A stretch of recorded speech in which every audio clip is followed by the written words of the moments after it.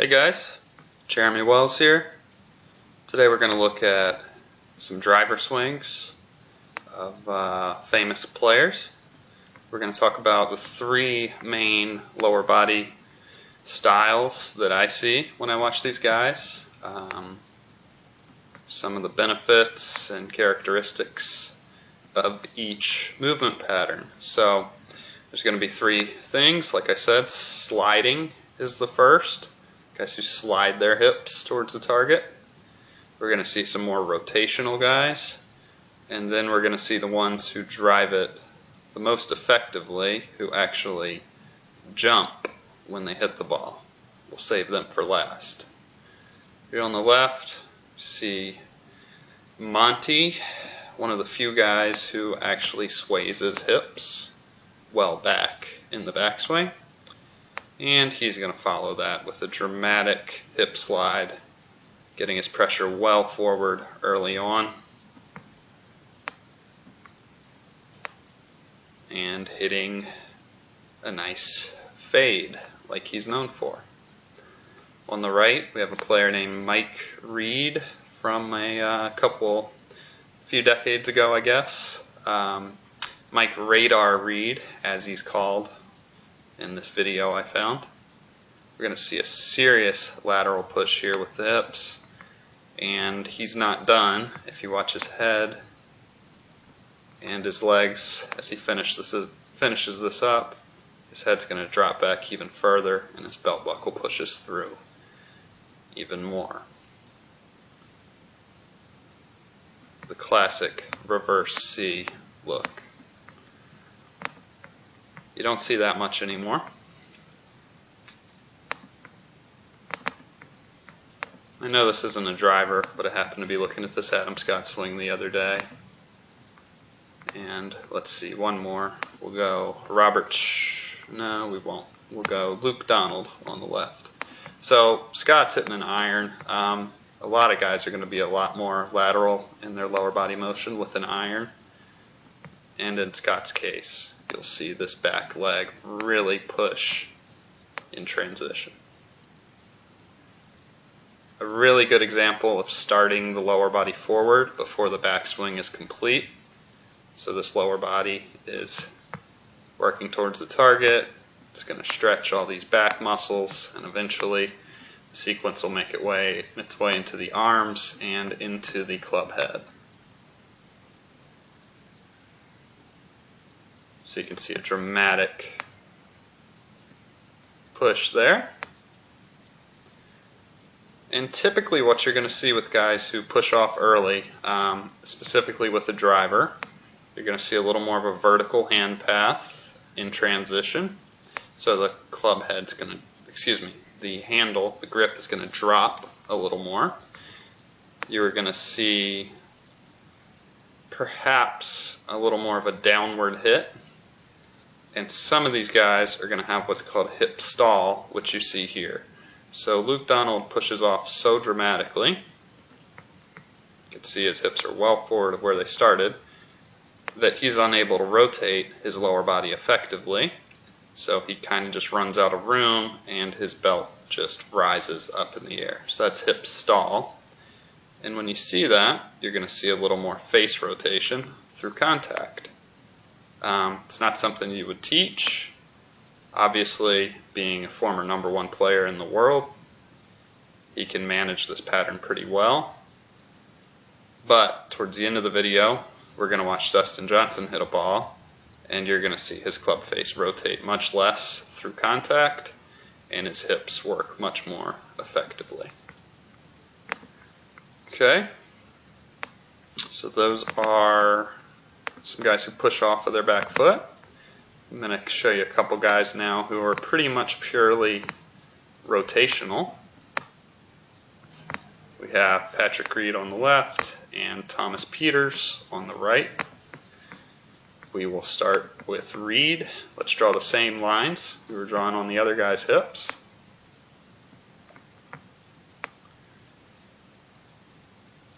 Always looking for those hips to stay pretty centered on the way back. If they do rotate, you're going to see a little bit of room on one side or the other here, because your hips aren't round, so when they rotate they don't take up as much space from this view. And as Reed starts forward, you will see no lateral movement whatsoever. So he's right back to where he started at best.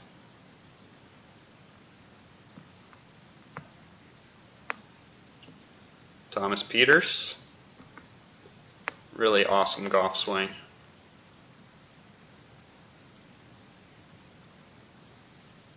And again, maybe an inch of lateral motion here in the hips. So most definitely pretty much pure rotation. You'll also see no evidence of hip stall here, so he's constantly rotating that belt buckle all the way through contact. In Reed's case, one funny thing about him, or unique thing about him, if you watch this left foot,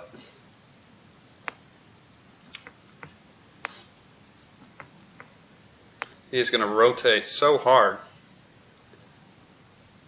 that he'll just take his left leg and move it around behind him. And on the right, all good here. Everything looks pretty normal.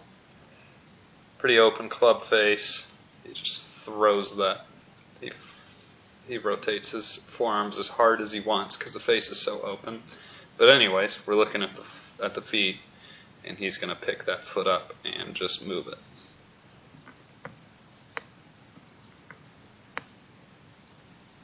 Alright, so that's a guy who just rotates as hard as he possibly can into the ball. So now we're going to get into some guys who combine both of these moves, and we're going to take a little step back here. We have Ben Hogan on the left and Sam Snead on the right. We'll start with Snead. Huge hip turn on the way back, just crazy. That's what allows him to get such a huge range of motion in his trunk and with the club. But as he starts forward, one thing I want you to look at is this back leg, so his right leg. You take that and compare it to Adam Scott's, it's totally different. So he's moving that leg, but he's flexing into it. And you can see that here. So on the right, that leg looks really still, but if you watch it in early transition, it's moving like crazy towards the ball. So he's sitting and turning. And that's a common thing we're going to see as we finish this video up. Sits, turns, and then elevates through. And by elevates, if you mark his belt, it's going to end up higher through the finish. So he's flexing into the right, rotating, bringing everything together. Just the coolest golf swing ever. Again, no evidence of hip stall whatsoever, constantly rotating and extending through impact. Alright, back to Hogan.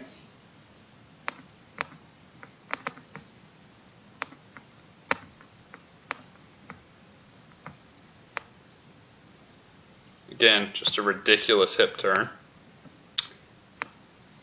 And this is when his swing gets unique, really unique in transition. You'll actually see some lateral motion out of Hogan.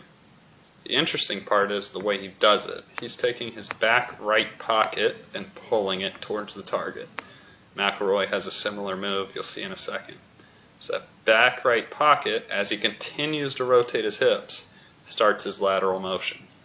So then when he sits and rotates, he's well forward of where he started. But he still has enough flex in that right leg that he can push up and off of it and extend everything through impact.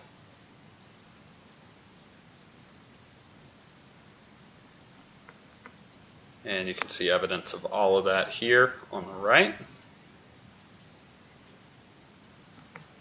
If you watch the belt, halfway down through impact, it's heading that way, up and left. If you watch the right leg in transition, it's flexing towards the ball. It's definitely not pushing laterally too hard. There. And clearly he's rotating his hips, getting everything around so he can bring it all together, up and through. And let's get to some modern guys really quick.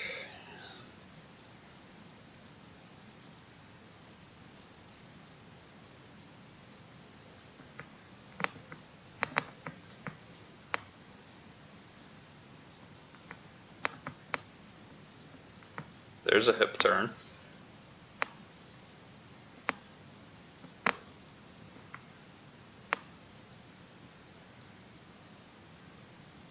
Early transition, you'll see that rear leg just kind of sit there and flex, definitely not pushing off as he rotates, and then gets totally airborne through contact.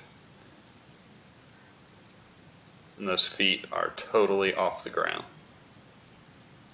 So that's kind of maxed out with this move. Sitting, rotating, and jumping. Extreme rotation and elevation through contact.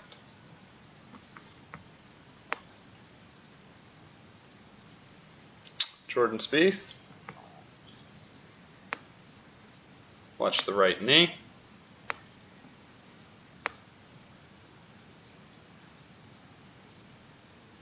Sitting and rotating. Watch the belt buckle. And elevating through contact. So for me, as we continue to watch these guys, the ones who probably drive it the best, and if you look these guys' numbers up off the tee, a lot of the ones we're looking at later in this video have better numbers than the ones from earlier in the video. This move of rotating so early, so you can then bring everything together as you jump up and left, has a lot of benefits. It provides a really steady club face through contact. It allows maximum extension right at the perfect time. There's no stalling whatsoever.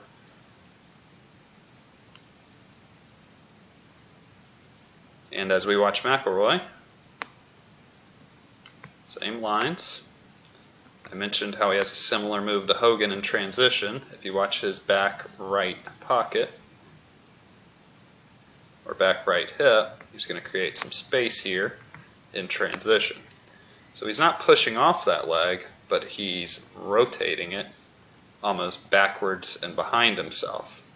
So that's his lateral motion. It's definitely not a push off like you saw from maybe the Scott swing or the Luke Donald swing. So now he's forward of where he started. He still has a ton of flex in this right leg. And he's going to rotate and jump.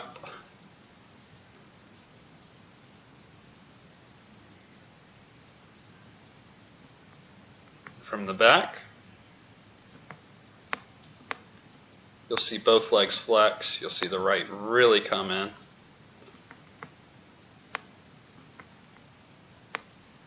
So much for keeping your head still. All the way around and up. Alright, one more. And then we get to DJ. Tiger back at the Masters, I don't know, 99 or something. Should look at two places. One, the right knee, but first, the hips. This is just the coolest camera angle of the sequencing. So clearly rotating first, sitting and rotating. Right leg's working towards the ball, sits and rotates, and let's mark this belt buckle and see what happens. Boom. So down, around, and up. That's what we're seeing out of all these guys who could really hit it. Okay. Dustin Johnson. And we're going to do a comparison here. Not really a fair comparison, but we're just looking at what these guys do with their legs. So,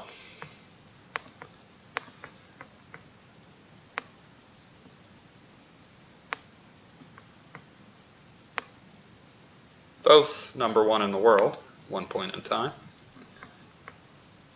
Obviously, Johnson's still #1. You know, the uniqueness of his swing is just in how much he could turn. Most of us watching this video probably look a little more like Luke Donald, hopefully. But Johnson has a huge turn and the arm's way above his head. But from there is when it really gets different. I'm going to mark both of their back legs.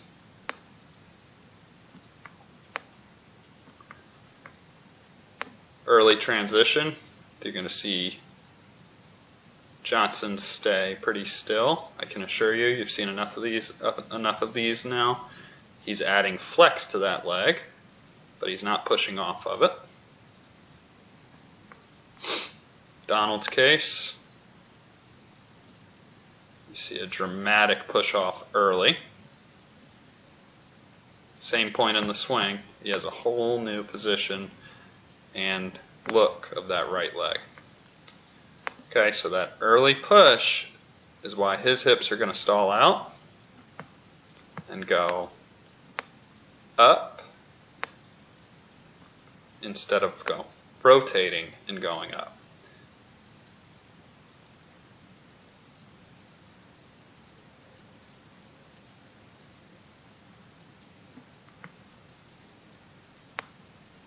And we'll just mark the club face right after impact. In Johnson's case, you'll see just a slight lateral movement, but what is that, 1.5 inches maybe? See the wide knees, kind of like Sam Snead. For those of you who think about this stuff, that would be external rotation of both knees. And if you watch the belt buckle,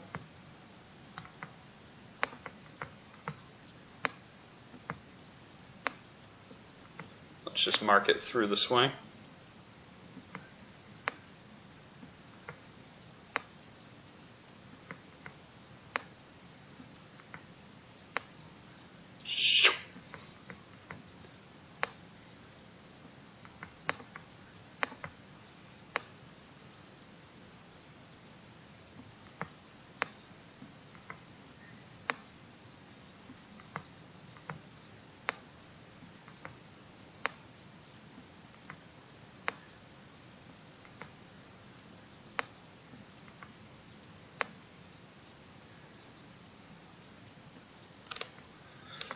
So Johnson's belt goes in this direction,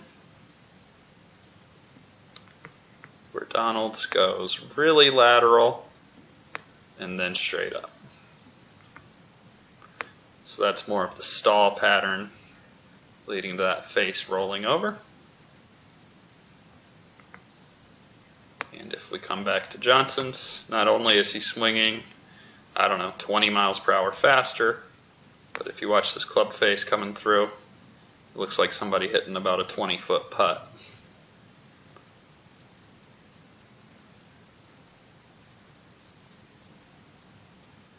What I also like,